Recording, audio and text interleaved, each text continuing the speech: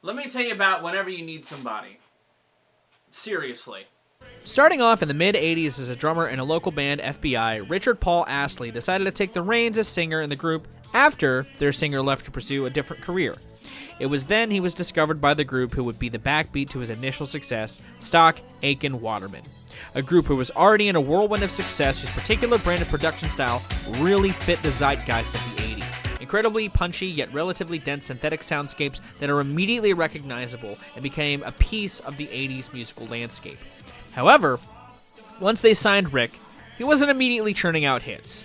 At least, not until they started writing them. But before that, they worked with him and taught him more about the process in studio, and also started writing his hits for him. Unsurprisingly, the first single to drop from it, the one you all know, was an immediate huge success at the time, and once the album it was on dropped, it was a colossal release that sold like mad. And today, I'm going to be going over it. I'm talking about his debut album, Whenever You Need Somebody.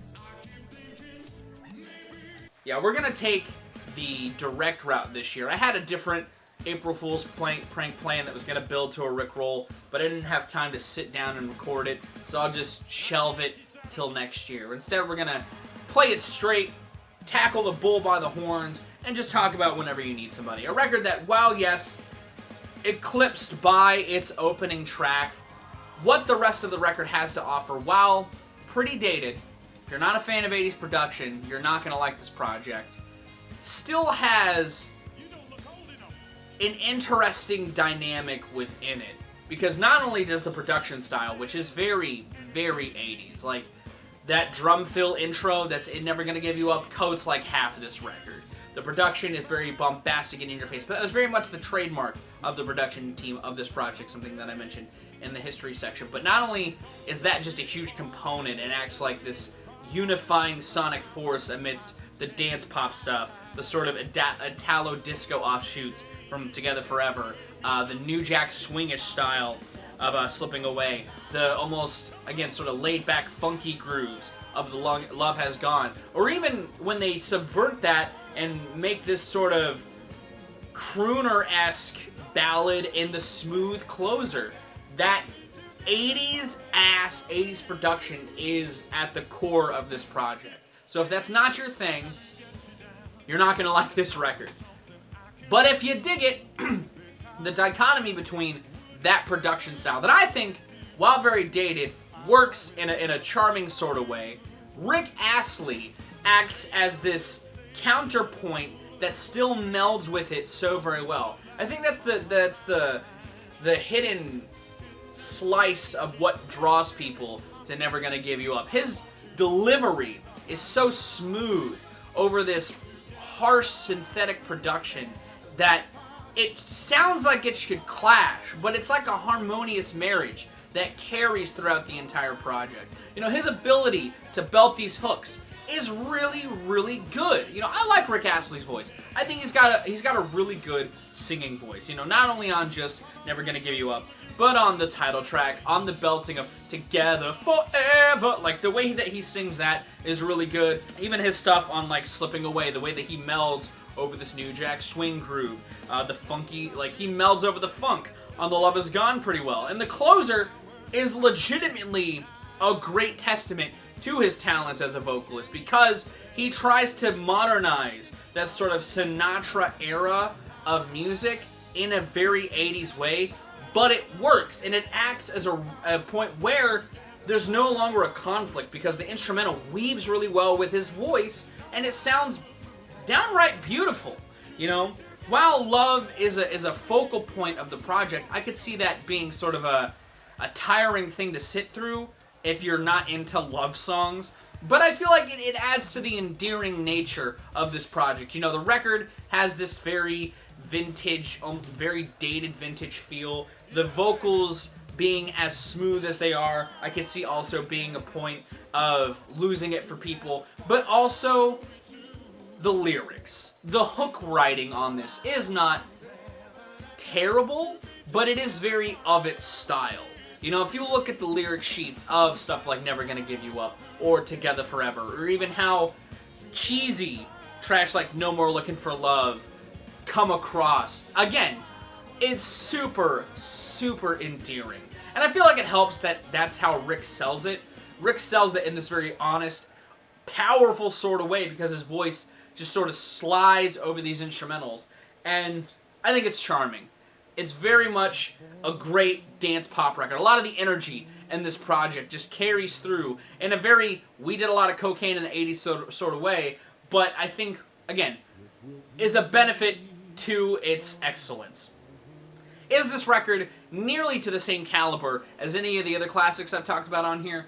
No.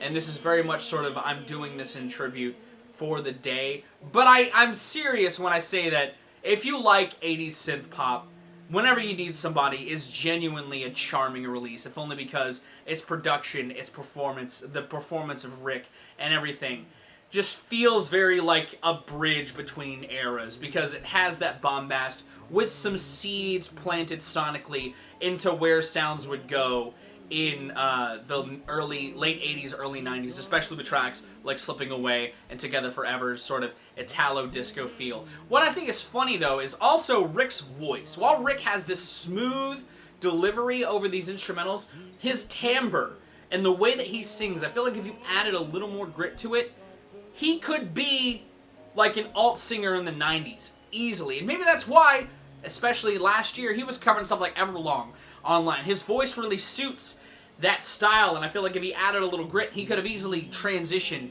into the 90s so very well. But it works in a smooth pop sense where it is. And honestly, Never Gonna Give You Up isn't the only track from this record to have a legacy. It's just not as big as Never Gonna Give You Up. Together Forever is a track that's creeped up here and there in soundtracks, and I think it's probably because Never Gonna Give You Up is a meme, so they want to pick a different Rick Astley song, because again, if you're wanting some vintage 80s feel, you can't go wrong with throwing this in on a soundtrack. And I feel like I've heard the title track elsewhere too, but it could also be because, again, the first 4 tracks on this record kind of sonically have very similar things going on. But Together Forever, I know I've heard in, like, I think it was in an episode of It's Always Sunny. I'm sure that it's just popped up here and there in the general zeitgeist, but Never Gonna Give You Up, obviously. It's a track that sort of has a legacy all its own. You know, not to get very know your meme here, but this track obviously is like an integral piece at this point of like internet culture. It was like one of the first huge mainstream memes. It was on the Macy's Thanksgiving Day Parade.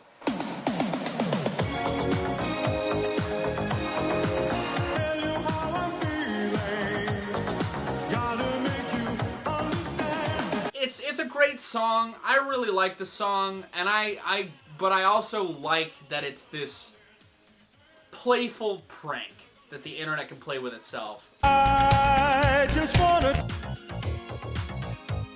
Obviously, YouTube also like rickrolled the entire site one day by having every video direct to the original rickroll. You know, even now, people are still doing things with the rickroll meme. Somebody did like a 4K 60 FPS version, and it looks weird. My last few April Fool's videos have been rickrolls. Album, Whenever You Need Somebody. This year's video was gonna be a rickroll, but again, I kind of dropped the ball on it because I had an idea too big for my britches as far as what I had going on at the time. But it's just a fun song to prank people with. And I like that it's a song that has, as far as a prank goes, stood the test of time. A lot of people have embraced the track. You know, it's transcended. It's gone longer than anything like All-Star has. All-Star's time, you could find people that don't like All-Star and think that it's not a good song. But I like that Never Gonna Give You Up continues to resonate on the internet as like a classic. And I'm sure Rick likes it too. Rick's also doing his own thing. Like I said, last year, he was doing these covers online, like acoustic covers. And he's a really good singer. And I like that he's getting to thrive in his own way because of it. Hell, he was also rickrolled last year. Himself, the man himself, has rickrolled. You would think that would be where the cycle ends. But I'm glad that it hasn't. And I'm glad that the rickroll continues to live on. And I'm glad that it shines a light, potentially, on a record that really isn't that bad. You know, again, if you don't like 80s, you're not going to like this record. But I feel like if you really enjoy synth pop, if you like dance pop, not even just synth pop, if you like dance pop, dance-ass, abrasive percussion music, whenever you need somebody, it's sitting there, it's waiting for you. Whenever you need somebody to spin, it's a good time. What do you think of this record, though? What do you think? Do you think it's a classic? Do you think it's worth time? Do you think it's worth preservation in the same way that Never Gonna Give You Up has been? Let me know in those comments down below. If you like this video, be sure to give it a like. If you want to see more of my music, gaming, and general nerdery content, be sure to subscribe. Special thanks to my patrons if you want to join the ranks to get early access to content, exclusive content, or to help drive the community. It's linked in the description. I'm going to get out of here. I've been Viral Rack. You guys are good at situations, and I'll see you another day.